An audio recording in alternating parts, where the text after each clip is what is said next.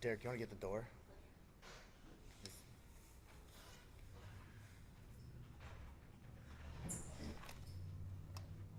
Thank you guys for coming. I want to welcome you to the Moline Police Department. Deputy Chief Andrew Raya. If you guys already signed in, go ahead, and if you haven't, go ahead and please sign in. And then I ask that you just mute your phones at this time.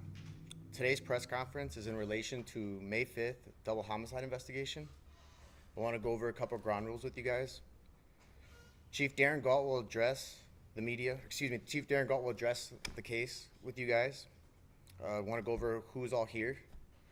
First is two lead detectives, Detective Mike Griffin, last name spelling Griffen, Detective Brett Koff, last name spelling Kopf.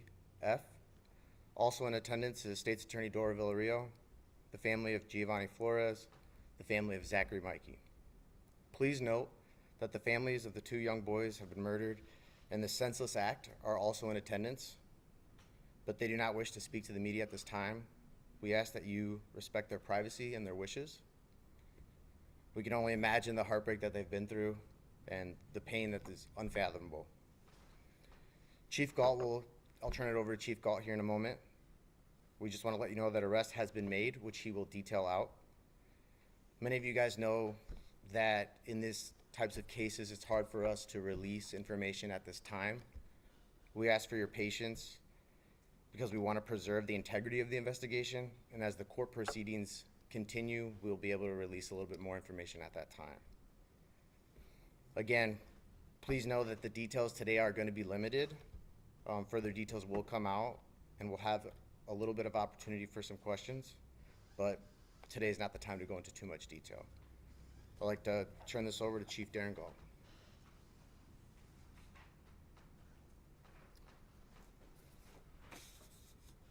Well, thank you, everybody, for coming today. I really hate having to stand up here before the community to address tragedies in our community. It's by far the worst part of the job.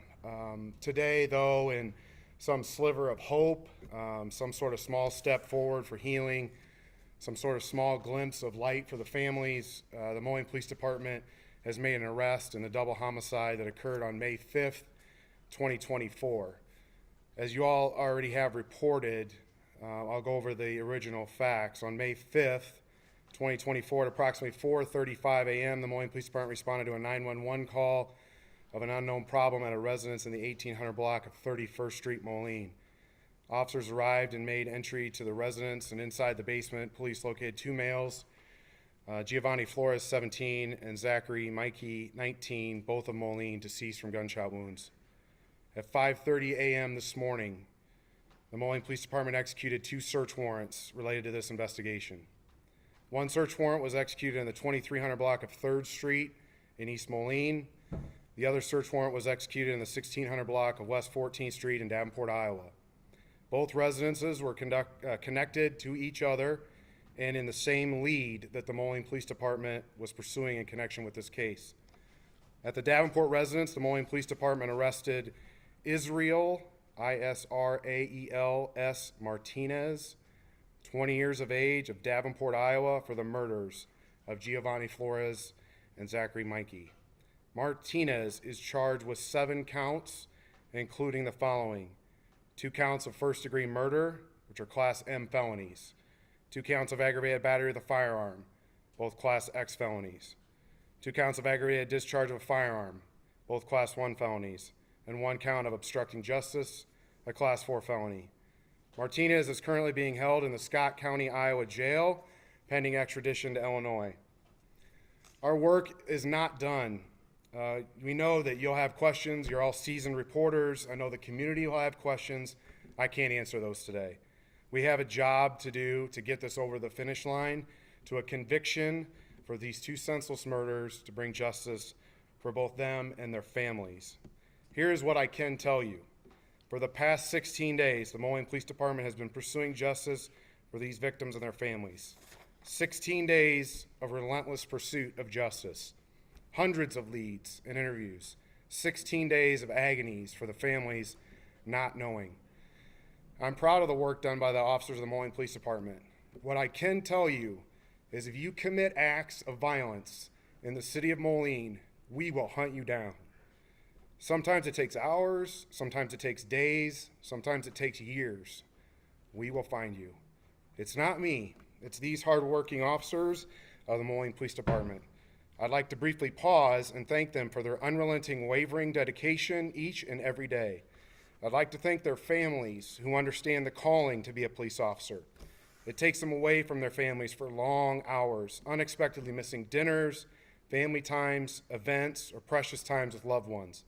That's part of the job of being a police officer. But the families of police officers sometimes don't get recognized.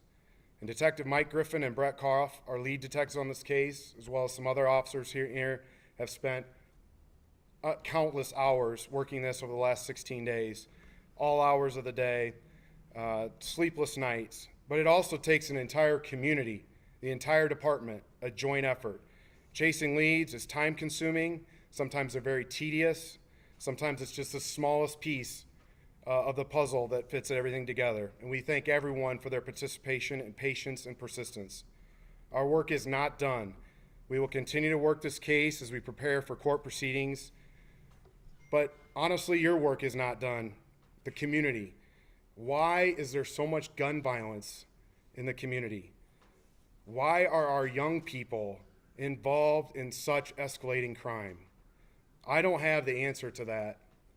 I hope somebody in the community does. I hope our community does. I hope our community can solve this problem for the families of the victims in this case and to prevent any other future tragedies from occurring.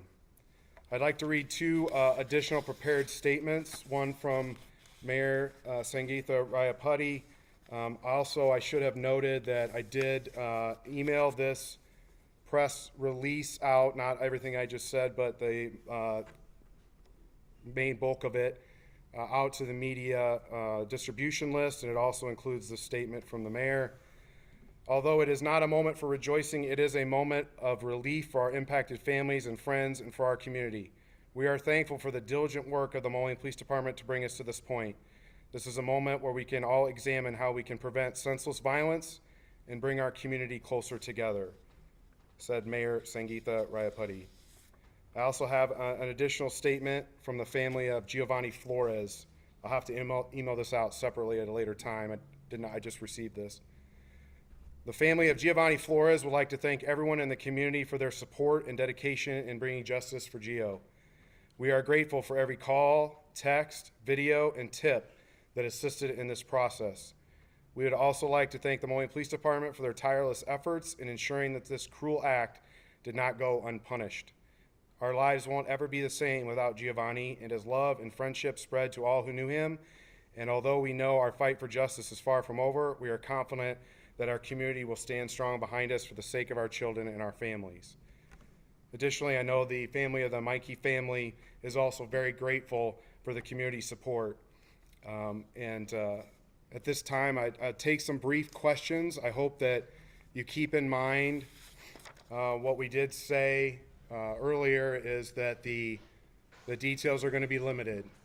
I know that that is very difficult for, the process, but we have a job to do to get this over the finish line. We've got to get this to a courtroom and a conviction. This is still in the infancy stages. The detectives still have a long ways to go to close this up. Our work is not done here, and we won't make a mistake by stumbling over something that we shouldn't have released at this time. You all know there's a court proceeding that will reveal those as the time permits. Tom, if you could just announce your affiliation so everybody in the room knows. Tom Lowy, I'm from the Boston Times. In general, just wanted to know, you touched on the gun violence and the kind of explosion of it in recent days. I was wondering if any civic group or organization has reached out to the Moline Police Department. I'm going to ask the same question of the state's attorney also. But has anybody reached out from the community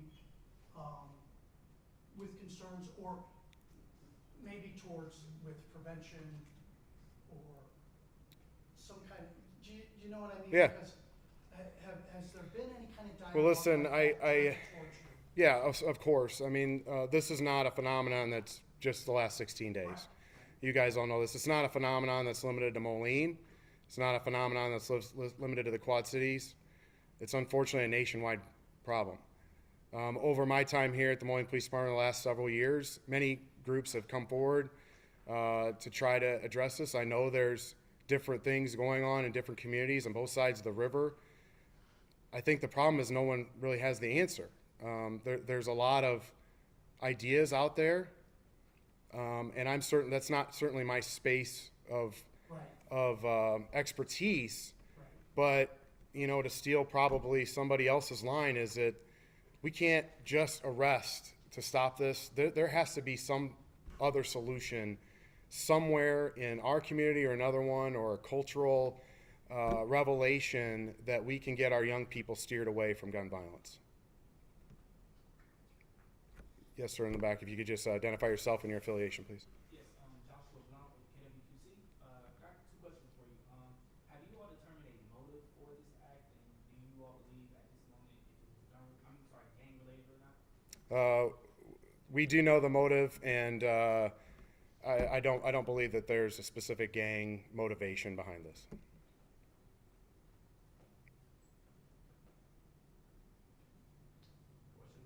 Sure. Jonathan Long, WQAD. Do we know how the gun was obtained? Was it purchased normally, or was it obtained illegally? I don't have that answer for you right now. That's a good question, and to be honest with you, I just don't have that information with me. There was a Hold on. Who are you, Anthony? My apologies. Anthony Watt, Quad City Times. Okay. The officers responded to that residence shortly before they were called back and found the two young men. Can you tell us any more about how those two how the two calls are related to each other at this time? Yeah, so I think I've already reported that there was activity, a party of some sort at the house. There was a couple of disturbances throughout the night there. There was several people there, and as I think I've mentioned even before, there was a lot of people to interview. We do know the relationship. Some of the stuff was unrelated, but we had to chase down those leads. We had to chase down other people that were there that weren't involved, and we had to rule out things, kind of wide net to narrow focus, right? So we do know the details of the various things that happened over the night, and we are aware that there's a connection to the shooter. But we're not getting any of the. Correct. That's as far as we're getting today. Correct. Okay, fair. Thank you. Tom. Thanks. You guys put out a couple of Facebook pleas. Do you feel like that was effective? Did any kind of, I don't know if you can comment or not, but did any kind of lead come from social media interaction?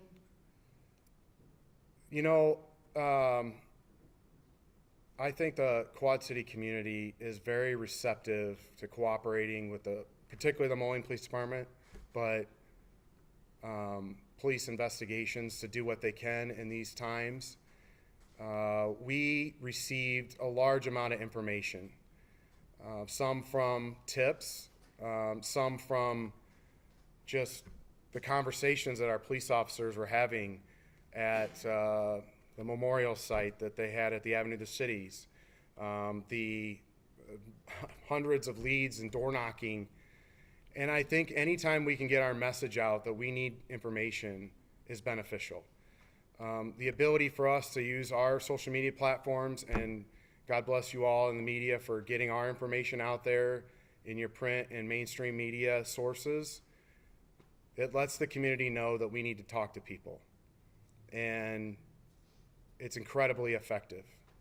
It's incredibly effective when members of the community will give us the smallest piece of information, a color of a car, a time that they left, that they know who the driver of a car is. And maybe it's just so we can go and chase that down and eliminate them. But incredibly effective when we get the word out that we need people to talk to us. And so I do thank you for your partnership in that, Tony. Did these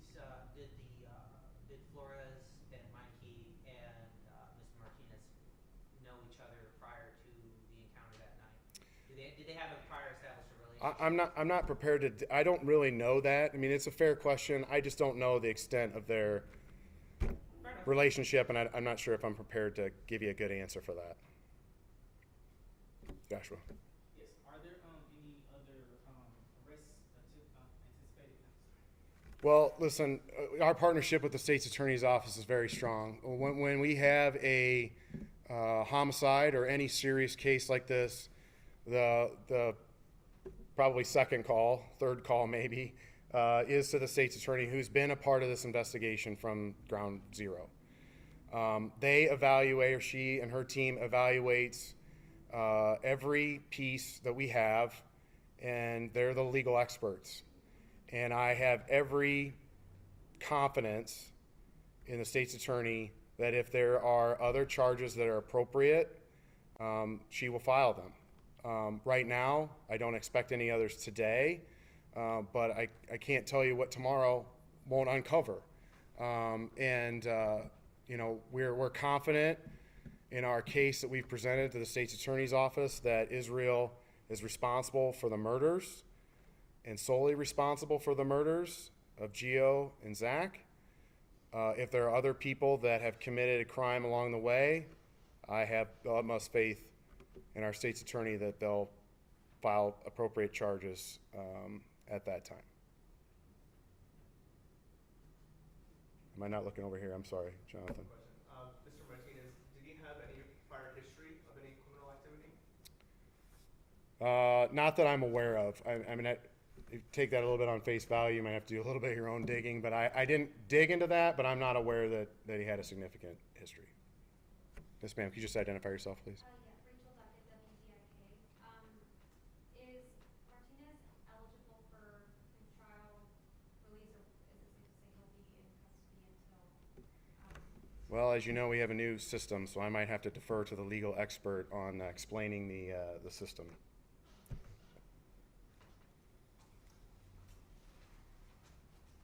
Thanks, Chief. Good afternoon, Dora Villarreal, State's Attorney for Rock Island County. Regarding your question, under the new Safety Act that began September 18th of last year, every individual is eligible for release. So we begin with that initial part of the law. So everyone is eligible. Our office files a petition to detain certain individuals based on whether or not they have a qualifying offense to be detained. Hopefully I'm not saying too many confusing words, because we are still a little bit confused about this law. So this type of crime in particular, yes, we will be filing a petition to detain the individual to ensure that he is in custody during the pendency of the trial. In terms of the court process, once Mr. Martinez is transported to the Rock Island County Jail, he will then have a first appearance within 48 hours with one of our judges, and at that time he will be arraigned on all of the charges, and the state will be filing a petition to detain.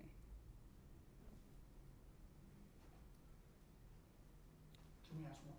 Yeah. Same question that I asked the chief. I'm wondering, specifically in this time period, have any civic groups reach out to you about the violence issue, gun violence issue? In your case, in Rock Island County, 7 homicides so far this year, I believe it is. So in Rock Island County total, equal to or greater than last year already. So I'm wondering about the reaction of civic groups and interest groups, violence prevention groups. I'm wondering about that. I'm also wondering about, I know Rock Island has had discussions about violence prevention programs.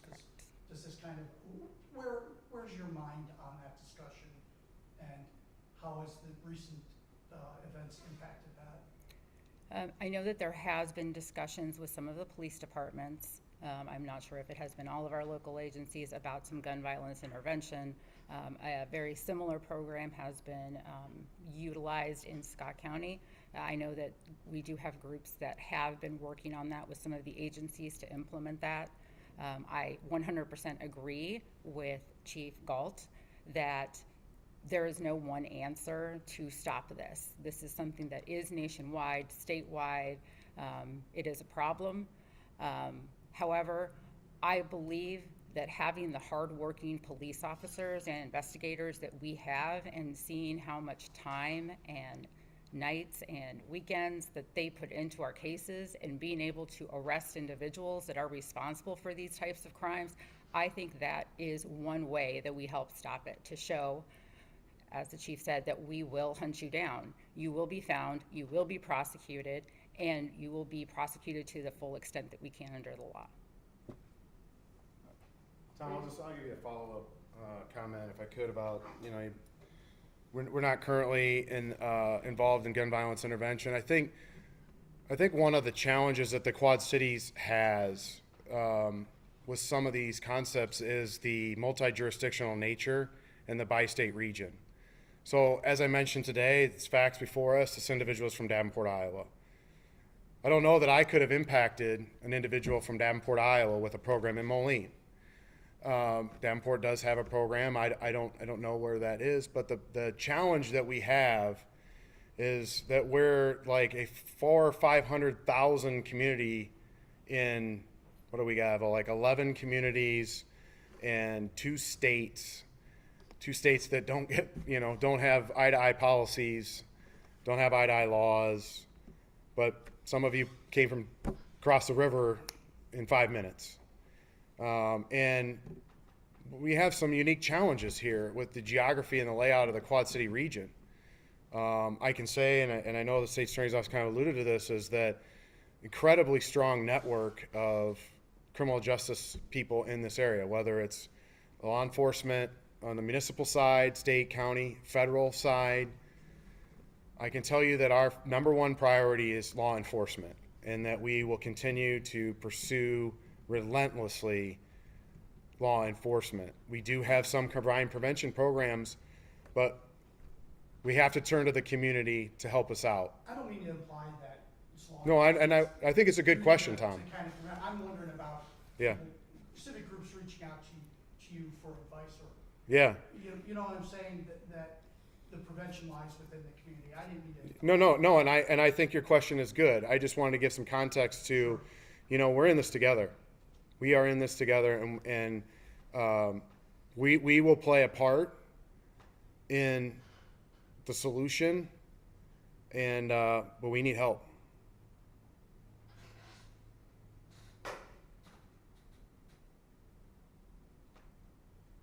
I'll give Tony's hamster wheel spinning over here. Hold on a second.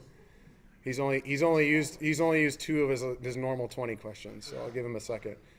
Anyone else? Jonathan's over here thumbing on his phone as fast as he possibly can.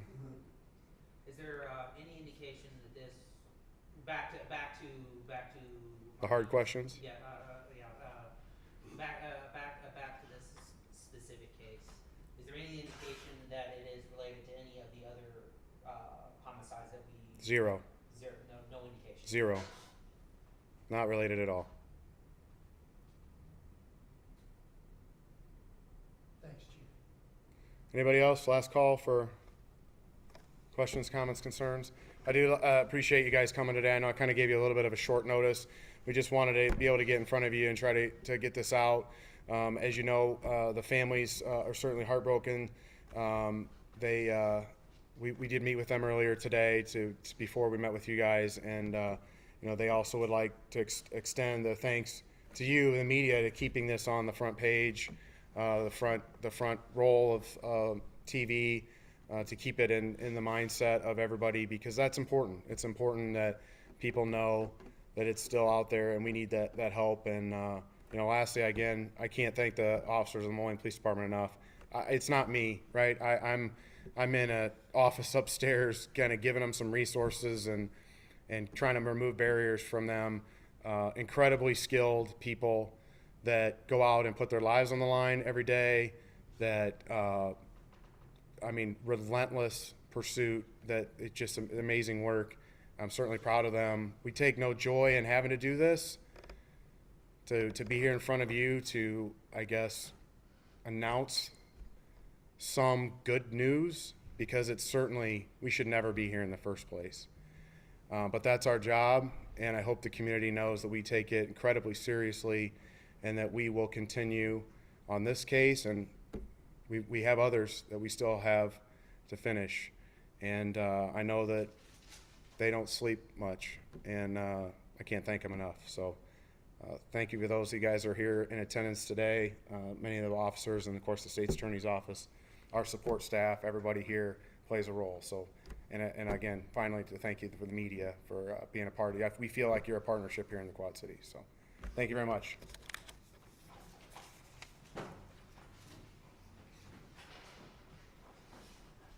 Here's some copies of the hard copy if for some reason you aren't on the